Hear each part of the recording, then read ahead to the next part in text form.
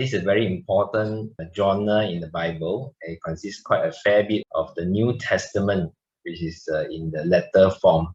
Read the letter by yourself. I give us a couple of minutes. And if you can mark out the division of how usually a letter would look like and what are the major division in this particular letter. Okay, so I give us a few minutes to do that.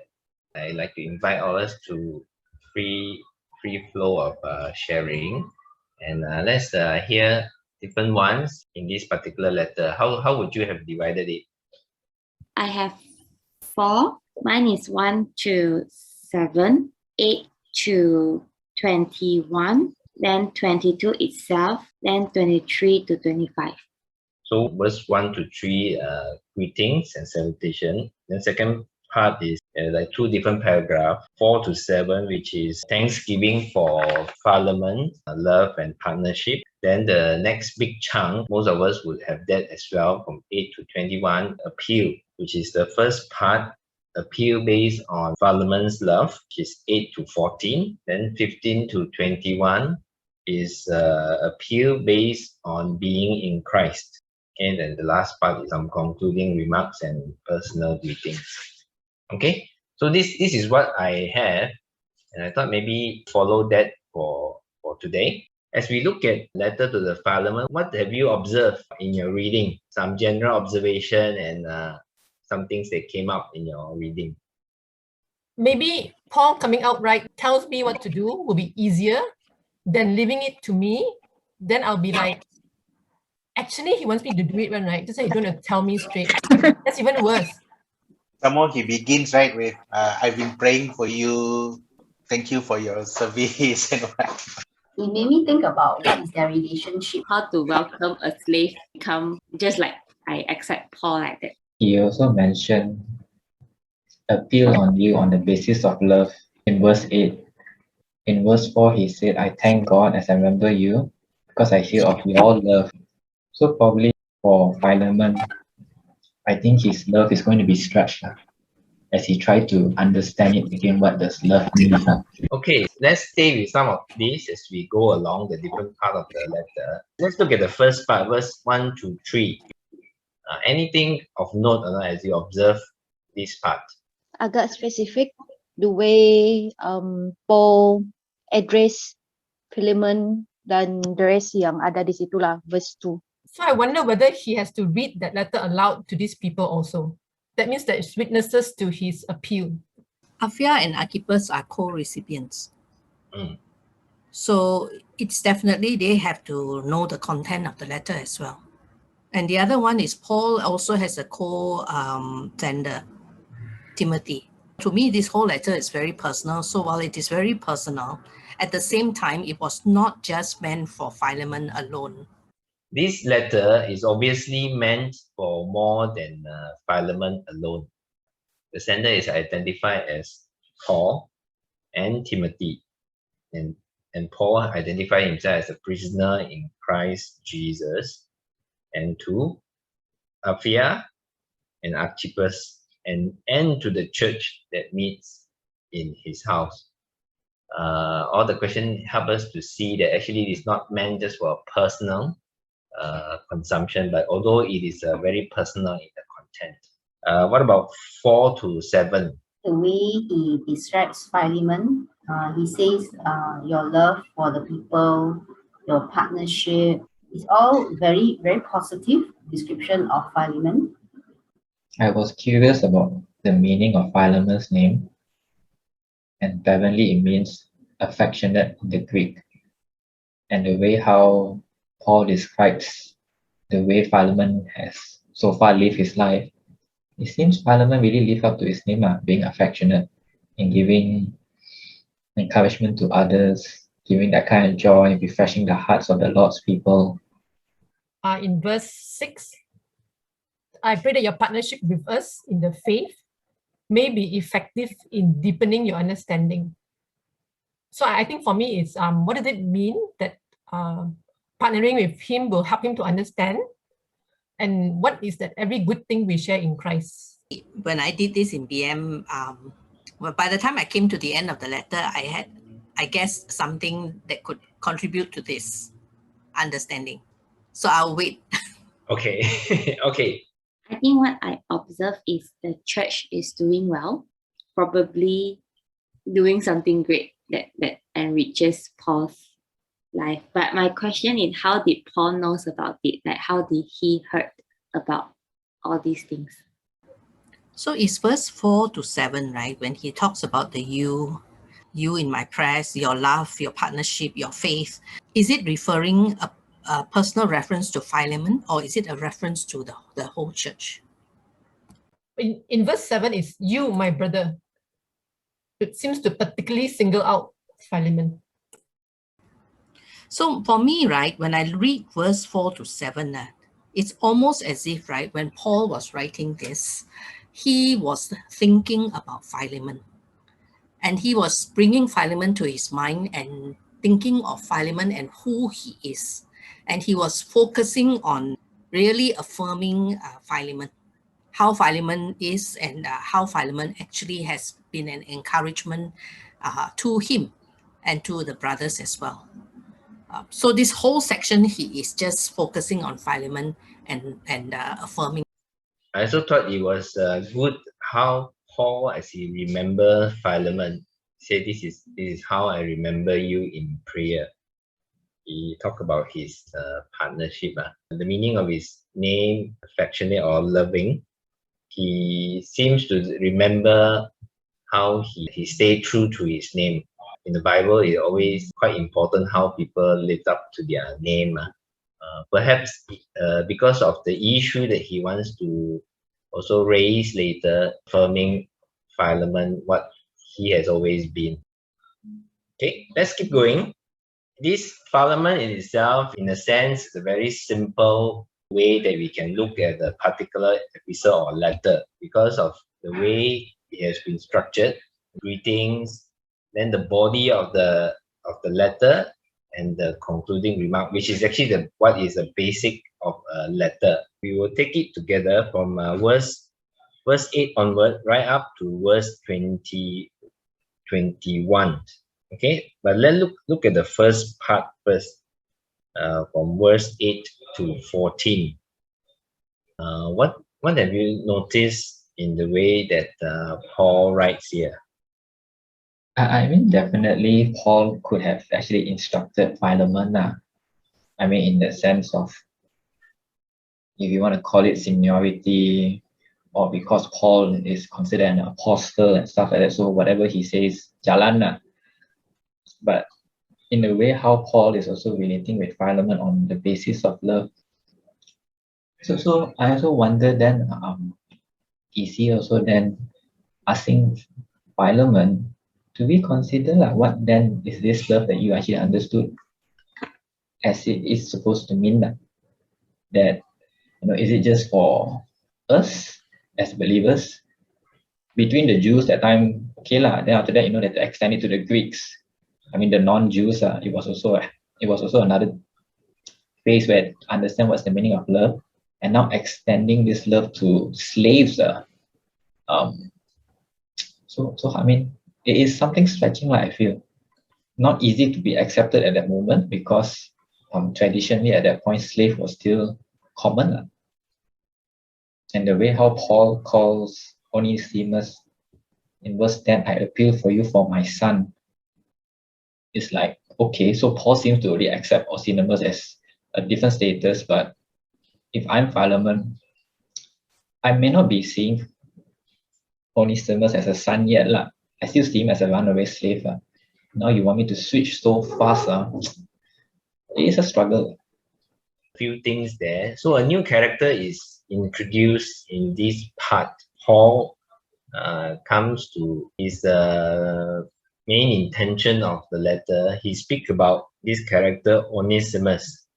Okay, and say he wants to appeal to Philemon on the basis of love. Then he said he could be bold to order him to do something, but he said, I want to appeal for you for my son Onesimus. Okay, now let's look at a little bit more on this person. Who is this person as far as we know from this main body of the text here? Someone that used to be useless, but now become useful. His names means useful. Sounds like with a play of words, from useless and useful. He became Paul's son, I assume spiritual son, while Paul was in prison. He seems to be serving with Paul as well. It says in verse 14, "While help me while I was in chain for the gospel." That means he is part of the ministry that Paul is doing. Philemon and Onesimus has been separated for some time. Verse 15, slave is being mentioned and to be asked to receive back as a brother. The other one is we can also see in verse 10 to 12, the relationship between Paul and Onesimus. He refers to Onesimus as my son. Twice he used that phrase. And then in verse 12, when he says, I am sending him, who is my very heart, back to you. So Paul is become really close to Onesimus and to really appreciate him for who he is. But obviously Onesimus does not belong to Paul. I think from here it arises for me a few questions. One is, where was Paul? Where was he a prisoner? And how did Onesimus come to meet him while he was in prison? The second one is slavery at that time. What does it look like? Was it a common thing? Was it illegal for a Christian, for example, a believer, to own slave? These are good question, key question.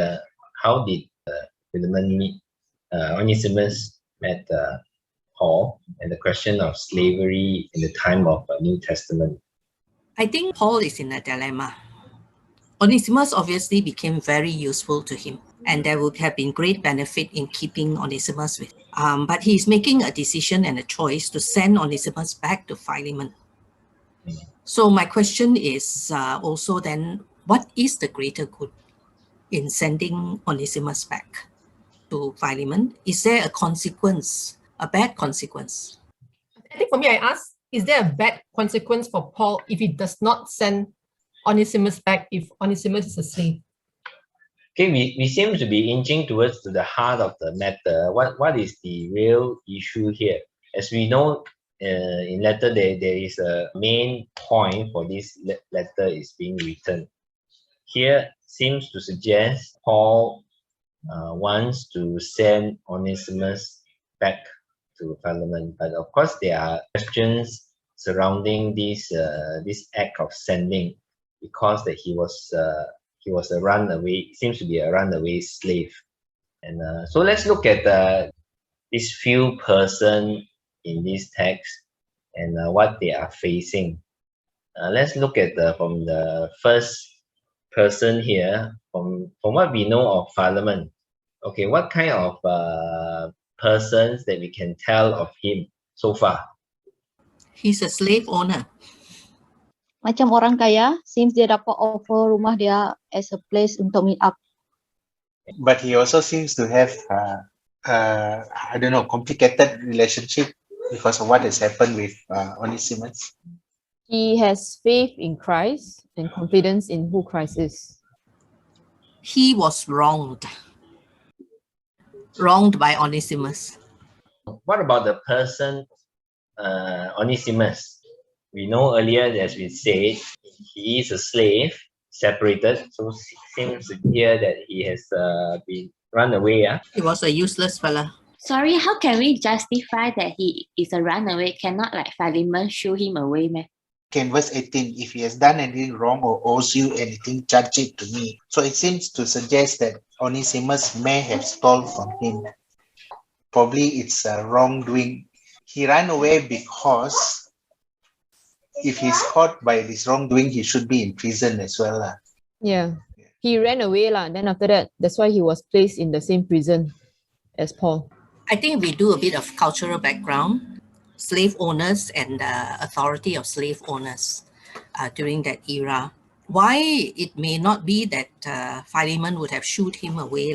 Because if Onesimus did wrong against his slave owner, the slave owner can impose any kind of punishment deemed suitable, and including death.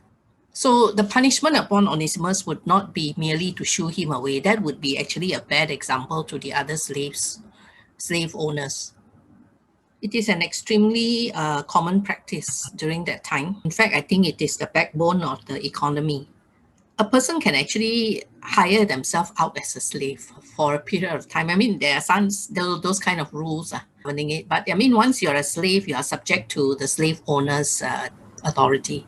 Thanks for that. What we do know is that the slavery in the time of New Testament is not the same as what many people imagine from the maybe what our picture of African Americans and maybe modern day slavery. So at that time, because of their economy rely very much on the laborers who are actually made out of slaves. If they face difficulties, they can sell themselves out as slaves because there is a possibility of them buying themselves out later if they do well. The life is more acceptable if they are skillful. They can be valuable partners for business and valued by their owners. The examples of Philemon, how did he manage to go so far away? It is also true that some slaves are so entrusted by their masters that they run errands for their masters and they travel to do something. So most likely in those kind of circumstances that the slave can leave and of course they try to run away during those kind of errands. Maybe that is where Onesimus found himself opportunity to do that. Somehow come cross path with Paul. Maybe what was not indicated is whether Onesimus himself is in prison. That I don't think we know for sure. It was not indicated in the text. If he is in prison, I don't think Paul has the authority to send him as he wish. So that's the other thing that happened. Imprisonment it's not like what we think. Imprisonment can be comfortable. It's only for those who are corporal punishment, then you're in that kind of prison we imagine today. Otherwise, if you are in prison, you can be house imprisonment, you can be in a certain place. Basically, you are under house arrest and you will need people to bring you supplies to be comfortable. And that is what I think how he got to know Onesimus.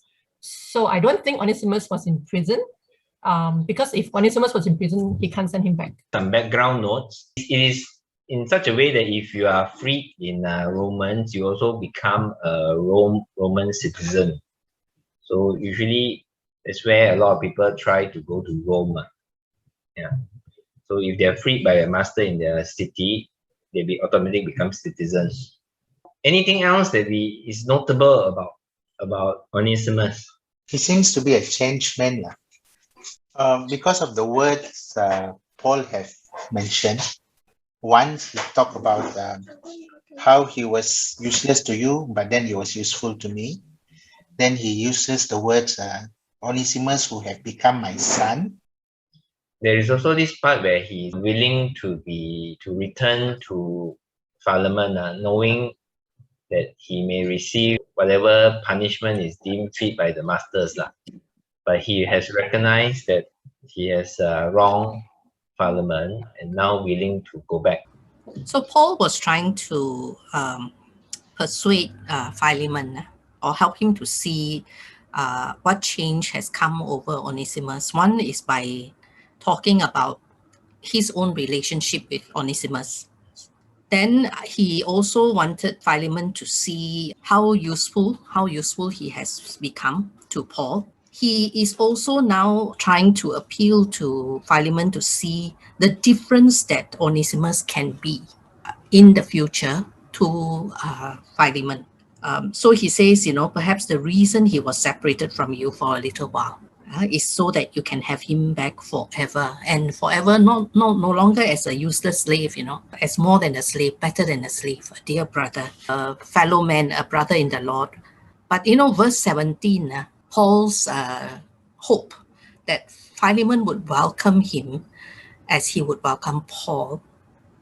And he says, so if you consider me a partner, welcome him as you will welcome me. So now he's appealing to him to welcome him also as a partner in the faith and in ministry. So he, in using different ways, he's trying to help Philemon to see that Onesimus is a very different person.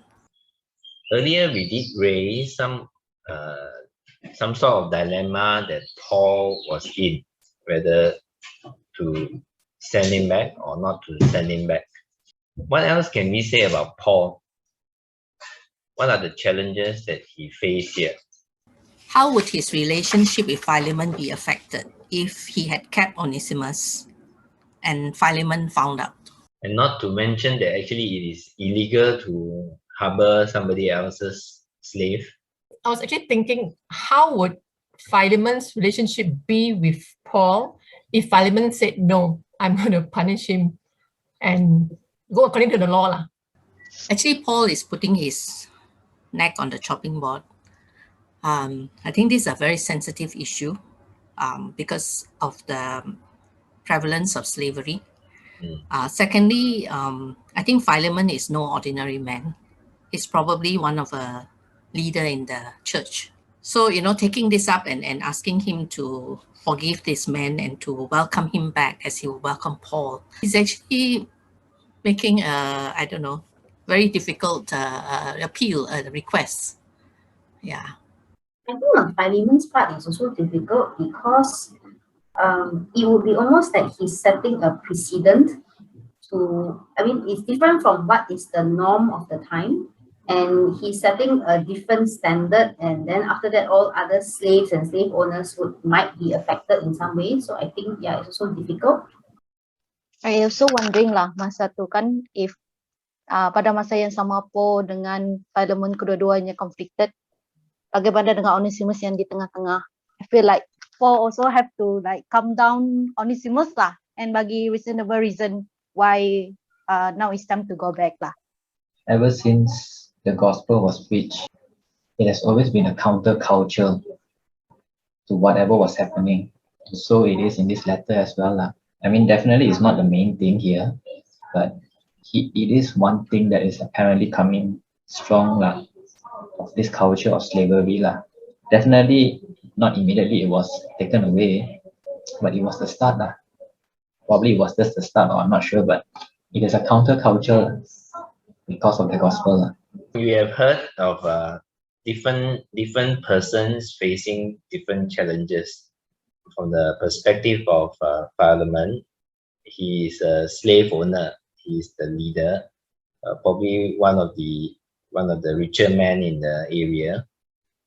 Now, in this issue with Onesimus, somebody who has probably wronged him and is separated and gone away, a runaway slave. So now the letter comes from Paul asking him to forgive him.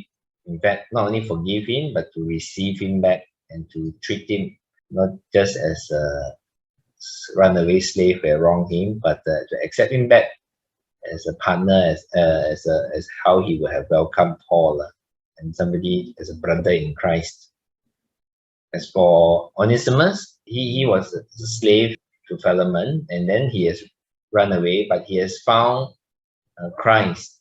Seems that in the time that he had known Paul, he has become of service to him in a way that Paul really appreciated, and how they have drawn close, how Paul would have considered as his son. As you all have pointed out, his life has changed. He is now going back to his master that he has wronged.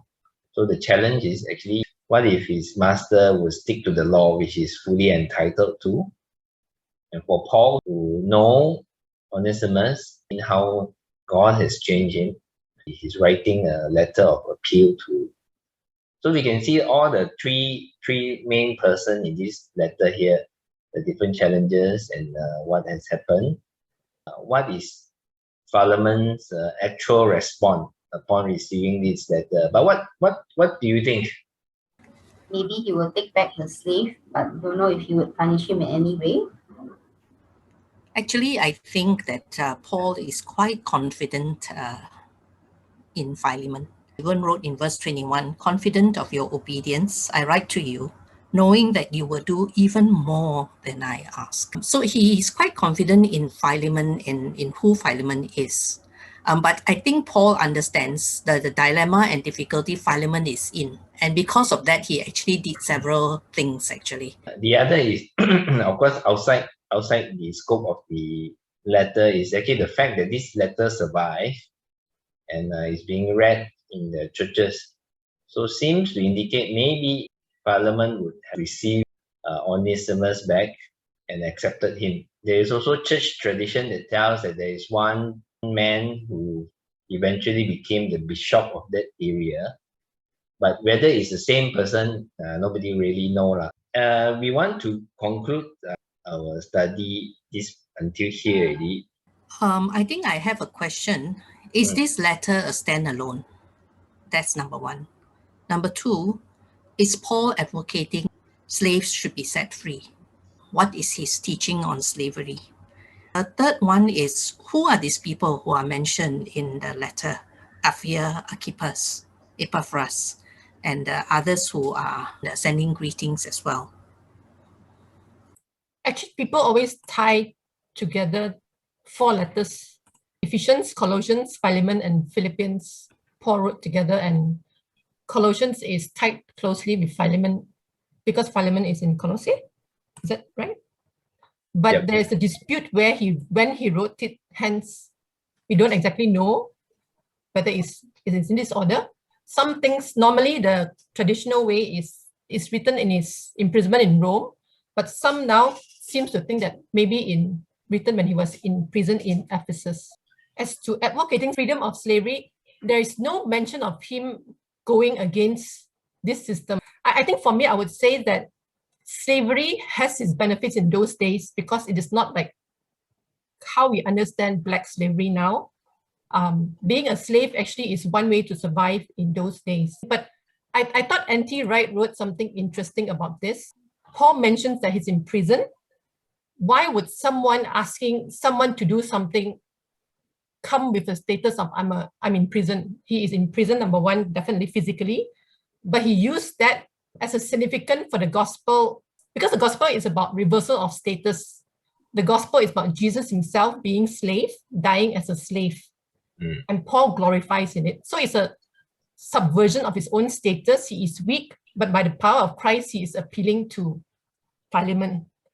I think maybe we didn't think about the mind of Paul when he's writing about this, the ministry of reconciliation. I would think instead of going against the institution of slavery per se, he is actually talking about how the gospel takes people to where Jesus was, a place of shame, slave, death, and it becomes something radically new. And how 3 of them, how Paul is related to Philemon in this new status, and now Onesimus joins together in it, and now their status have changed. And what this means to be Christians, to be believers. It's a very powerful image to use. What it can mean if Philemon actually do this, and it gives an illustration of what the gospel is about. And hence the deepening of your understanding of every good thing we share for the sake of Christ. That richness lah. Huh? Yeah, because it always puzzled me, why didn't Paul or the New Testament people just outright say slavery is wrong? I think for the correlation between Philemon and Colossians, if you actually refer to Colossians chapter 4 from verse 7 onwards, which is the final greetings in Colossians, you will find the names, the same names that are mentioned in Philemon, also mentioned in Colossians. But not only that, it tells us very interestingly, verse 7, right? Tychicus will tell you all the news about me. He is a dear brother, a faithful minister, a fellow servant in the Lord. I'm sending him to you for the express purpose that you may know about our circumstances and that he may encourage your hearts. Verse 9, he is coming with Onesimus, our faithful and dear brother, who is one of you. They will tell you everything that is happening here. So, you know, the link between Onesimus and Colossae. And also this idea there of Onesimus coming together with whoever was bringing the letter to Philemon, and most likely it was Tychicus. Then Aristarchus is mentioned here, Mark is mentioned here, and all the others, Demas and the others, Luke as well. So the close link between the two. But the other one for me that is very interesting, and I asked the question, right, is Paul advocating the freedom of slave?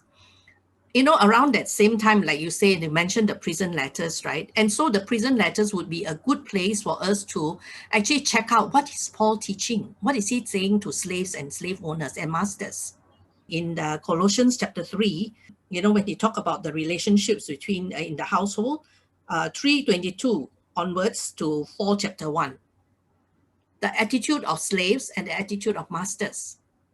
And then also the letter to Ephesus as well. He also talks about a relationship between slaves and masters. So it is not just to the church in Colossae that he wrote about this relationship. He also wrote about this to the church in Ephesus. And this one you can find in chapter 6, verse 5 to 9. Now, why is this important for me is that, Paul was not just writing a random letter to one individual about this issue. Obviously, this issue is something that will have significant impact on the Christian church at that time, and Philemon's action is going to have great significance. So he wanted Philemon to have as much support as he could have in making this difficult decision and choice. And so when he wrote this letter to Philemon, he didn't just address it to Philemon, he addressed it to Apphia and to Archippus. So should the Philemon actually follow Paul's appeal and make this very difficult decision, Philemon is not standing alone, but Apphia and Archippus would be actually thinking about this with him. Number 2 is to the larger congregation in Colossae and in Ephesus as well. They know what is Paul advocating here. And nobody can turn around and say that, Paul is advocating that you set the slaves free. Their attitude towards their work and their relationship is clear there for him. So he was providing background and the kind of support that would be needed for this very difficult decision that Philemon needs to make. Someone even suggests that Apphia could be Philemon's wife. If she is actually Philemon's wife, why is she included in this letter as a recipient? Is that slaves who are household slaves usually come under the management of the wife. So for Philemon to receive Onesimus back, his wife needs to be in agreement with him. Yeah, one more thing which I called in BM, I said technique tersirat Paulus. I think the early church was very aware of the conflict that happened between Paul and Barnabas.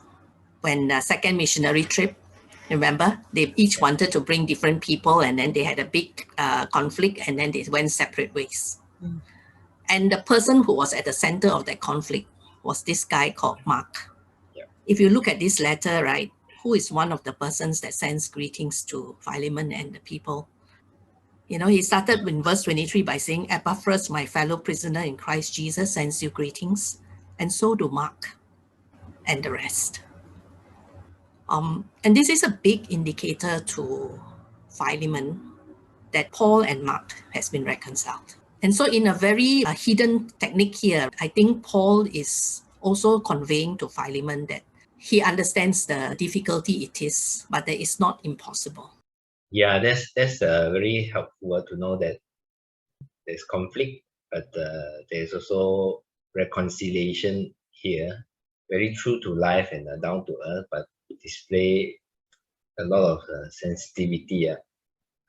But I also appreciate that the larger context, that what Paul has been saying and advocating is not just in this letter. He has always been true to who he is. So he says about attitude and what is important and the kind of change that happened because we are in Christ. It's not just one-off kind of thing.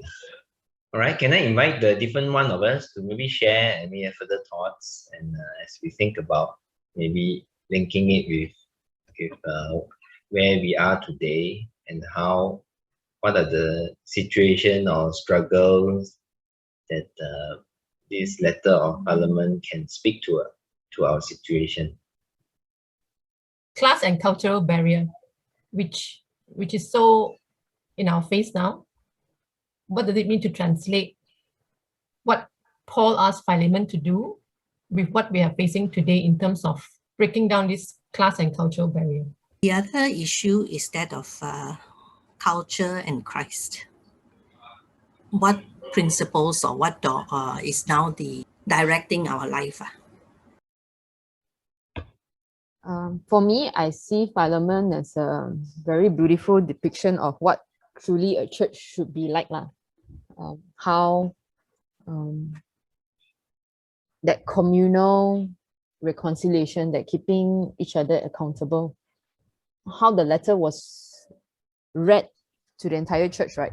Maybe it's also that scars or that wound that is behind our closed doors that we don't show out to other people, that to show that in Christ there is that beautiful reconciliation that can happen.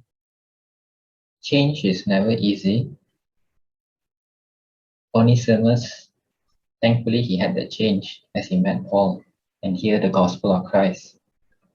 And also the other change that I'm seeing that is also hope to take place is also in the life of Philemon, as he also accepts Onesimus back. Paul is an example of a skilled peacemaker. I mean, how to go about handling very difficult and sensitive issues. How to actually, in some ways, guard Philemon and to enable him actually in making the difficult choice. I think in this whole situation, Philemon is not the person who has done anything wrong. You know, it was within his right as a slave owner. But he needed to make a difficult decision that would maybe bring other slave owners against him or the church as well.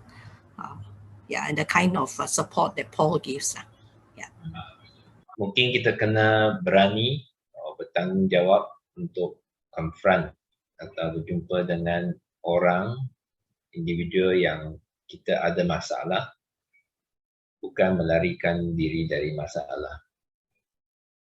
Here we see Onesimus' life change after he come to know the gospel.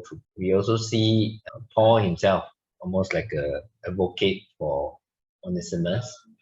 Philemon, although in a difficult position, a different kind of attitude that can be displayed by a Christian slave owner. So those are the things I'm sure to cause some kind of ripples in their world for all the decisions that they make. This is where the power of the gospel in life cause the kind of choices people make, even in things that affect us daily, whether it's in our own personal interaction with people, the way we interact with people who have wronged us, or even those that we have wronged against.